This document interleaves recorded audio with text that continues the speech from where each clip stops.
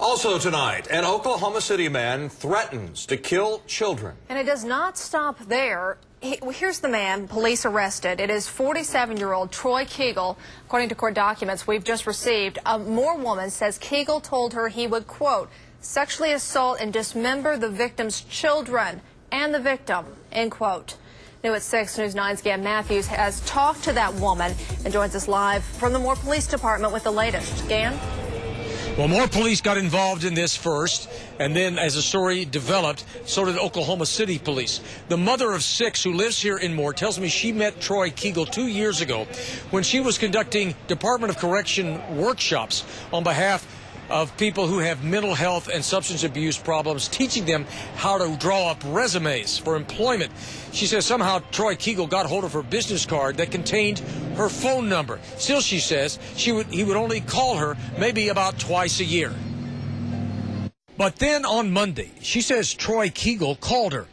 He was upset and threatened to take an AK-47 to Buchanan Elementary School next door and kill the little kids, along with some unnamed people who had been troubling him. I'm sure and have been told that the police department also increased patrols in that area, again, as a precaution. Oklahoma City police put Kegel in the crisis center. There, police say, he used the phone in his room to call the Moore woman, whom he blamed for his arrest. The violence mentioned in the calls was escalating. He started making threats against her and against her family, threatening to harm them and kill them. The Moore schools that the woman's children attend were notified of the threats, but did not lock down. The woman allowed me to listen to several of these calls that she received that she has on her voicemail. The audio level is not very good, too bad to reproduce here. But in a call she received last Tuesday at 5:03 p.m., you can clearly hear Troy Kegel saying, "You brought this upon yourself and your family. Innocent lives are at stake. Remember your children." Needless to say, this mother of 6 is glad to know that Troy Kegel is in jail, and she says the Moore and Oklahoma City police did a phenomenal job.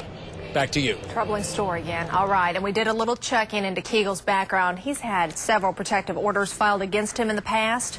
In March of 2008, one woman said, quote, Kegel calls constantly at late hours and threatens to capture and mutilate myself and family and friends.